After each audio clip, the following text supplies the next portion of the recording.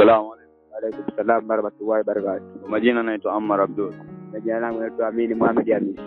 Hapa nilikuwa na maswali machache nataka tushare na watu na tuwatambulishe jamii kwa Ramadhani kuna kipi kinaendelea na nini kinahitajika katika mwezi mtukufu wa Ramadhani.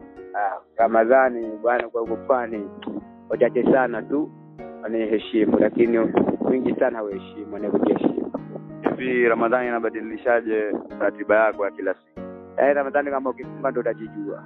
Kweli? Maana yake unaishi hivyo sana tu. Ati kuna kitu hapa juzi nimesikia kimetangaziwa.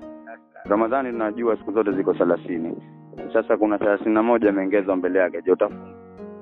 Kifunga yani mimi mwenyewe unakuambia ukweli, mimi sipendi kumdanganya Mwenyezi Mungu. Ushasikia? Mimi mwenyewe hapa nakwambia mimi mwenyewe kufunga sifungi. Kwa sababu mwenyewe mtu afani. Kama kwamba kuna wengine hapa anatendea haki, kuna wengine hawatendei haki. Je, umewahi kupokea msaada wowote wakati wa Ramadhani? Ramadhani kama msaada jawahi hata siku moja. Ati una maoni gani kwa watu wanaotoa zaka kwa kujionesha? Sio uzuri. Zaka itolewa kujionesha.